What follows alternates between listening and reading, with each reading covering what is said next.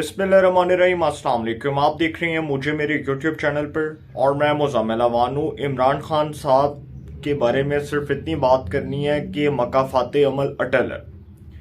मकाफ़ाते अमल अटल है। जो माजी में वो अपने मुखालफिन के साथ करते रहे, आज वो उनके साथ हो रहा है। और इमरान खान साहब जो परवेज़ मुशर्रफ की बाक़ियात में से एक थे, उनको मैं परवेज़ मुशर्रफ की बाक़ियात इसलिए कहूँगा क्योंकि इमरान खान साहब वो सियासतदान थे जिन्होंने परवेज़ मुशर्रफ के रेफरेंडम में उनको वोट दिया था। और परवेज़ मुशर्रफ की बाक़ियात इसलिए कहूँगा क्योंकि उनकी आधी जमात जो है वो परवेज़ मुशर्रफ की बाक़ियात से भरी पड़ी है। ग़ुलाम सरवर खान, फवाद चौधरी, उसके बाद अब जितने भी लोग उनके इर्द गिर्द देख लें वो सब हलीम आदिल शेख, ये जितने भी लोग हैं, ये क्या कोई आइडियोलॉजी लेकर आए थे तहरीक इंसाफ में? क्या कोई फ़लसफ़ा लेकर आए थे? तो इमरान खान साहब जो है बेसिकली उनके लिए मुश्किलात बढ़ रही हैं। और मई का जो महीना है ये सितमगर साबित होगा। इमरान खान साहब की पॉलिटिक्स बड़ी बुरी तरह डैमेज हुई है। और ऐसे डैमेज हुई है कि वो एक जो नैरेटिव बनाया गया था कि करोड़ों लोग इमरान खान के साथ हैं, पूरा पाकिस्तान बंद हो गया, इमरान खान गिरफ्तार हुए। तो मैं देख रहा था कल फैसल टाउन में कि इमरान खान साहब के वो जो इर्द गिर्द वो जो लोग थे, एजाज चौधरी, दीगर लोग, वो शफकत महमूद, मियां महमूद रशीद, वो अगर अपने हलकों में भी कितना को प्रोटेस्ट कर रहे थे, कितने को कारकुनान उनके साथ थे, 100-200 बंदा उनके साथ था। तो इमरान खान साहब की पॉपुलैरिटी जो है वो ठुस हो चुकी है। और बहुत से लोग जो इस बात को मानने से इनकारी थे कि इमरान खान गिरफ्तार होंगे तो पाकिस्तान बंद हो जाएगा, तो सर पाकिस्तान तो चल रहा है। पाकिस्तान तो अपने जो है वो मामूल के मुताबिक पाकिस्तान में लोग काम कर रहे हैं, कुछ भी नहीं है। जो रोड्स ब्लॉक किए गए, जो सड़कें ब्लॉक की गई, जो प्रोटेस्ट किया गया, उस पर बड़े हैवी किस्म के पर्चे होने वाले हैं। और तहरीक इंसाफ वाले जो हैं उनको इस बात का इल्म ही नहीं है कि उनके साथ होने क्या जा रहा है। आज मैंने 2 खबरें आपके साथ डिस्कस करनी है और दोनों खबरें बड़ी इंपॉर्टेंट हैं। एक पहली खबर तो ये है कि इस्लामाबाद हाई कोर्ट ने रात गए, क्योंकि रात को नेट का इशू था तो इस वजह से मैं व्लॉग नहीं कर सका और मैं अपनी वीडियो भी अपलोड नहीं कर सका। और उसके लिए मैं माजरत खा हूँ कि जो टॉपिक वायरल टॉपिक होता है, जो ट्रेंडिंग में जा रहा होता है, उसके ऊपर काम करना पड़ता है। तो डेफिनेटली मैं उस वक्त नेट का वेट कर रहा था और नेट आएगा तो मैं उसके बाद वीडियो अपलोड करूँगा। तो बहुत प्रॉब्लम हुआ, नेट का बड़ा इशू चल रहा था। तो इमरान खान साहब जो हैं जी, उनकी गिरफ्तारी को कानूनी करार दिया उसी इस्लामाबाद हाई कोर्ट ने, जिस इस्लामाबाद हाई कोर्ट के चीफ जस्टिस मियां आमिर फारूक साहब ने पहले ये कहा था कि इमरान खान को जो इस्लामाबाद हाई कोर्ट के इहाते से गिरफ्तार किया गया, हमें इस पॉइंट को उठाना है, हमें इस नुक्ते के ऊपर देखना है, इसके ऊपर अहम फैसला देना है कि क्या उनकी गिरफ्तारी कानूनी है या गैर कानूनी है। पहली बात तो ये की उन्होंने। फिर उन्होंने कहा कि हम देखते हैं कि अगर तो इस बात का हम तफसील के साथ जायजा ले लेते हैं, फिर हम उसके ऊपर अपना एक फैसला दे देंगे। तो सर वो जो महफूज फैसला था वो सुना दिया गया। इमरान खान साहब जो हैं वो अपने बिछाए हुए जाल में खुद फंस चुके हैं।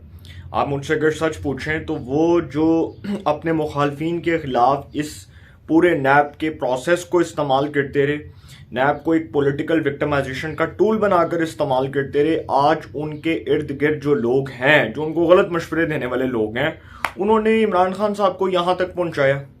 और इमरान खान साहब जो किसी खुशफहमी में मुब्तला थे कि असेंबलियाँ टूटेंगी तो इलेक्शंस हो जाएंगे, असेंबलियाँ टूटेंगी तो गवर्नमेंट के ऊपर प्रेशर आ जाएगा, असेंबलियाँ टूटेंगी तो गवर्नमेंट इलेक्शंस करवाने पर, इलेक्शंस कॉल करने पर मजबूर हो जाएगी।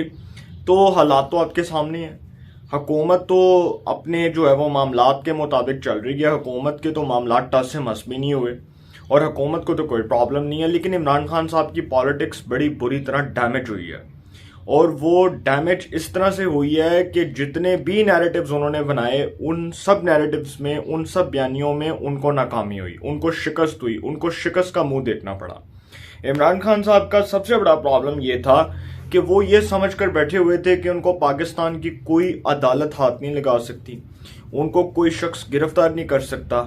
वो पाकिस्तान के वो फर्द वाहिद होंगे जिनको एक बड़ा अजीम लीडर माना जाएगा। और शायद वो अपने आप को जुल्फ़िकार अली भुट्टो और कायद आज़म से भी बड़ा लीडर तस्वुर कर रहे थे। तो ये जो है ना एक स्टुपिडिटी कुछ लोगों के ज़हनों में कि इमरान खान एक बहुत बड़ा लीडर है, तो भुट्टो, भाई भुट्टो का इमरान खान के साथ तो कोई कंपैरिजन नहीं है। इमरान खान की आइडियोलॉजी भुट्टो की आइडियोलॉजी से टोटली डिफरेंट है। भुट्टो एक नेशनल लीडर था, जुल्फकार अली भुट्टो एक कौमी लीडर था जिसकी एक आवाज़ पर कौम जो है वो सड़कों पर आती थी। उसका खिताब सुनने के लिए लोग सड़कों पर आते थे और बेताब होते थे कि जब वो बोलता था तो बड़े दबंग अंदाज में बोलता था। उसकी आइडियोलॉजी, उसके प्रिंसिपल्स, उसका किरदार, उसका असूल, हर चीज़ को अवाम लाइक करती थी। एक जुल्फकार अली भुट्टो एक नेशनल लीडर था, एक बहुत बड़ा लीडर था। 1973 का जो आइन है उसको सहरा जाता है, उसको क्रेडिट जाता है। और जिस तरह से जुल्फकार अली भुट्टो ने हुकूमत की बतौर वज़ीर आज़म, जिस तरह से उन्होंने गवर्नमेंट की, कोई उस पर तनकीद करे, तनकीद करना हर किसी का राइट है, लेकिन मैं उनको अप्रिशिएट करता हूँ। वो एक बहुत अच्छे लीडर थे, बड़े दबंग लीडर थे, बड़ी दबंग स्पीच करते थे। और इमरान खान का और भुट्टो का तो कोई कंपैरिजन नहीं है। ये तो बेवकूफ़ी है कि आप इमरान खान को भुट्टो के साथ कंपेयर कर रहे हैं। और फिर दूसरी बात ये कि सर इमरान खान की जो गिरफ्तारी कानूनी करार दी गई है, ये देखें इस्लामाबाद हाई कोर्ट अब उसको ये प्रेसिडेंट्स सेट करने पड़ेंगे कि अगर एक लीडर उसको गैर कानूनी तौर पर अरेस्ट किया गया तो ठीक है, इस्लामाबाद हाई कोर्ट आइन और कानून के मुताबिक समझती है कि वायलेशन हुई आइन की और कानून की, तो उसके ऊपर फैसला मेरिट के ऊपर आना चाहिए। अगर इमरान खान को गैर कानूनी गिरफ्तार किया गया तो उस वक्त मरियम को, नवाज शरीफ को, शहबाज शरीफ को, शाहिद खाकान को, जरदारी को, फरियाल तालपुर, साद रफीक, सलमान रफीक, ख्वाजा आसिफ, एहसन इकबाल, मिफ्ता इस्माइल, तो जितने भी लोग गिरफ्तार हुए थे वो भी फिर गैर कानूनी हुए, क्योंकि उनके खिलाफ भी इसी नैब के लॉ को, इसी प्रोसीजर को इस्तेमाल किया गया। उस वक्त भी नैब को पॉलिटिकल विक्टिमाइजेशन का टूल बनाया गया। आज अगर नैब ने अलकादी ट्रस्ट केस में इमरान खान को गिरफ्तार किया तो इसमें कुछ गलत नहीं है। उनके ऊपर अलकादी ट्रस्ट केस में करप्शन के एलिगेशंस हैं, इल्ज़ामात हैं उनके ऊपर, उनके किरदार के ऊपर इल्ज़ामात हैं कि भाई किस तरह से आपने घपले किए, किस तरह से आपने मलिक रियाज जो बिजनेस टाइकॉन है, जो बहरिया टाउन का चेयरमैन है, उसको आप किस तरह से फ़ायदे देते रहे, उससे आपने किस तरह से बेनिफिट्स लिए, अपना कॉन्फ्लिक्ट ऑफ इंटरेस्ट वो आपका शो हुआ इस केस में। और फिर अलकादी ट्रस्ट के लिए कितनी ज़मीन आपने जो है उससे फ़ायदा उठाया, कितने अरबों रुपए का आपको फ़ायदा हुआ, वो जो पैसा था, वो जो आपने जमा करवाना था, वो आपने किस तरह से इस्तेमाल किया। तो एक एक चीज़ जो है वो इमरान खान साहब के ऊपर इस केस में बड़े सीरियस किस्म के चार्ज फ्रेम्स हैं। और मैं समझता हूँ कि ये जो इल्ज़ामात हैं, इन इल्ज़ामात को सामने रखते हुए ये जो लोग कह रहे थे कि जी फॉरेन फंडिंग, तोशाखाना, ये तो कोई केसेस ही नहीं है, तो अलकादी ट्रस्ट केस को भी इसी तरह से कहा जा रहा है कोई केस नहीं है। जबकि फॉरेन फंडिंग में इमरान खान साहब के ऊपर साबित हुआ कि वो बैरून ममालिक से फंडिंग लेते रहे, गैर कानूनी तौर पर फंडिंग लेते रहे। तोशाखाना में साबित हुआ कि उन्होंने तहाइफ तोशाखाना के सरकारी तौर पर जमा करवाने की बजाय वो अपने पास रखे और बेचे।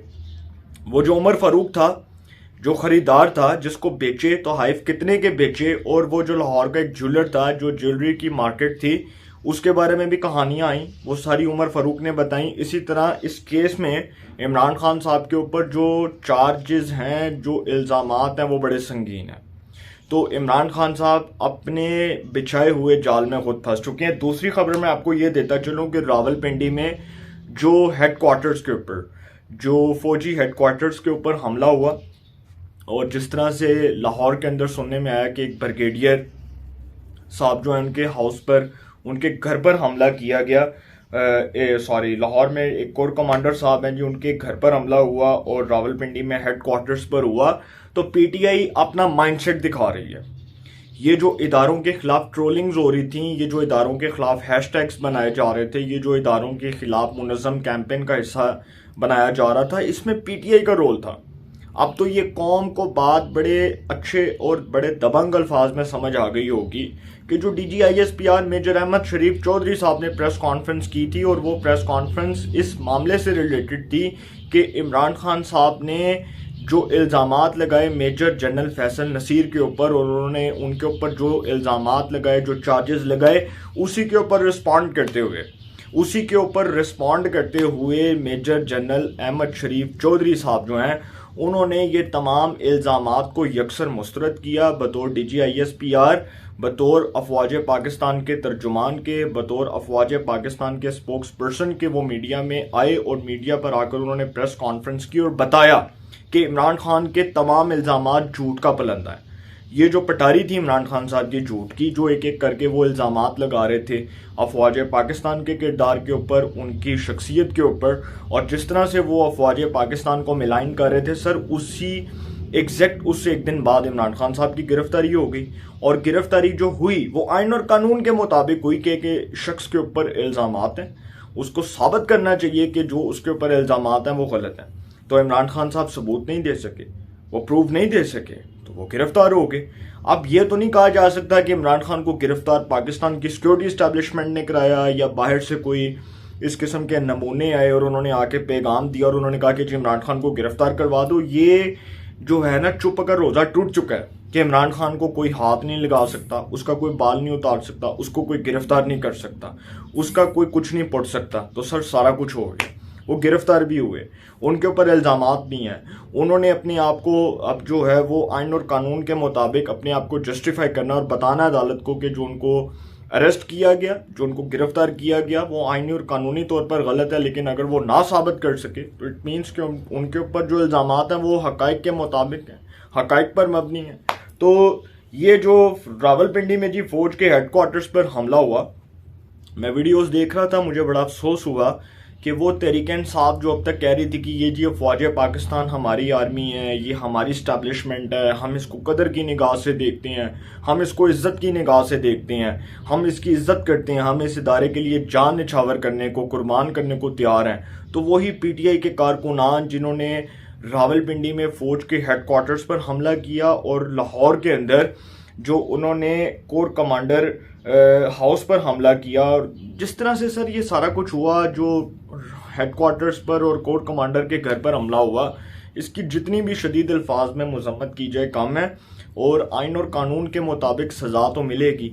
उन लोगों के नाम, उनकी लिस्टें, उनकी जो है वो तमाम चेहरे वो आप देख सकते हैं, उनके चेहरे भी देख सकते हैं वीडियोस के अंदर। वो कौन से लोग हैं, वो कौन से किरदार हैं जो डंडे पकड़ के गाड़ियाँ जला रहे हैं, आग लगा रहे हैं और प्रोटेस्ट नहीं कर रहे, वो बेसिकली वायलेंस क्रिएट कर रहे हैं, रियासत के खिलाफ लोगों को बगावत पर उकसा रहे हैं। और रियासत के खिलाफ बगावत पर उकसाने का जो मुकदमा है उसकी बड़ी संगीन सज़ा है। आइन और कानून के मुताबिक पाकिस्तान के अंदर जो लॉ है, अगर कोई भी शख्स कौम को रियासत के खिलाफ बगावत पर उकसाता है, या वो इस किस्म की हरकतें करता है, या वो इस किस्म के इल्ज़ामात में वो साबित होता है, वो मुलज़म साबित होता है, तो सर फिर उसको आइन और कानून के मुताबिक सज़ा मिलेगी।